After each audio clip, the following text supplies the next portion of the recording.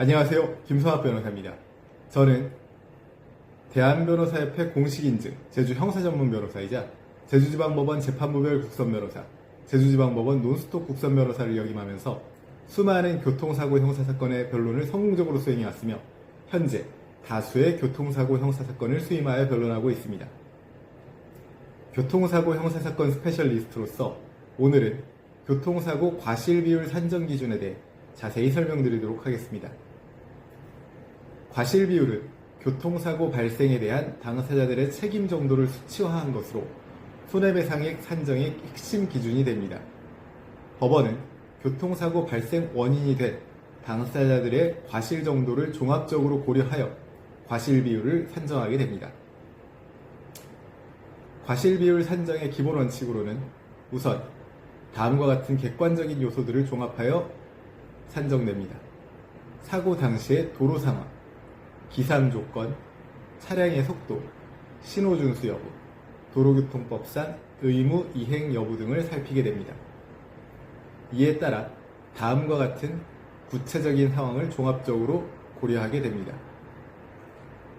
추돌 사고의 경우에는 기본 원칙이 후방 차량의 과실 비율이 높게 산정되지만 예외적으로 전방 차량의 급제도, 야간 무등화 정차, 갑작스러운 차선 변경 등에 따라서 과실 비율이 달라질 수 있습니다.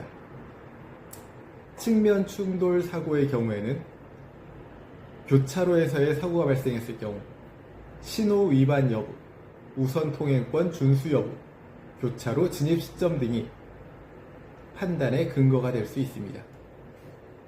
차선 변경 사고의 경우에는 차선 변경의 안전성 여부, 방향 지시 등 작동 여부, 상대방의 회피 가능성 등이 판단 기준이 될 수 있습니다. 중앙선 침범 사고의 경우에는 중앙선 침범 차량이 과실이 원칙적으로 높게 인정되는 것이지만 상대방의 회피 가능성도 고려하게 됩니다. 과실비율 산정 시 기본적 고려 요소로는 법규 위반 사항으로 신호 위반, 속도 위반, 안전거리 미확보, 중앙선 침범 등이 고려되게 되며 주의 의무 위반으로는 전방 주시 의무 위반, 안전 운전 의무 위반, 특별한 주의 의무 위반 등이 고려되게 됩니다.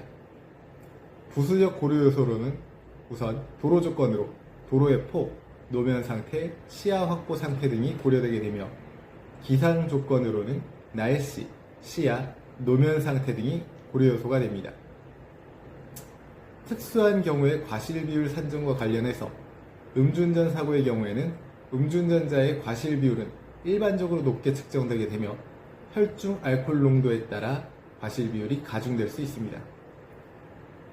보행자 사고의 경우에는 보행자 보호 의무를 고려하여 운전자의 과실비율이 상대적으로 높게 측정될 수 있지만 보행자의 무단횡단 등 중대한 과실이 있는 경우 보행자의 과실도 상당 부분 인정되게 됩니다. 제주 교통사고 변호사로서 강조하자면 교통사고 과실비율 산정은 매우 전문적이고 복잡한 과정입니다. 사고 상황에 따라 다양한 요소들이 고려되어야 하며 객관적 증거의 확보가 매우 중요합니다. 과실비율에 이의가 있는 경우 법률 전문가의 도움을 받아 적절한 법적 대응을 하시기를 바랍니다. 현재 교통사고 형사사건으로 과실비율 산정에 문제가 되는 상황이라면 언제든지 제주 교통사고 변호사 김성학 법률사무소를 찾아주시면 신속, 정확한 해법을 제시해드리겠습니다. 조금이나마 도움이 되셨으면 합니다. 감히 최고라고 자부할 수는 없지만 여러분의 권리를 지키고 항상 최선의 결과로 만족을 드리는 제주 형사전문 김성학 변호사입니다. 감사합니다.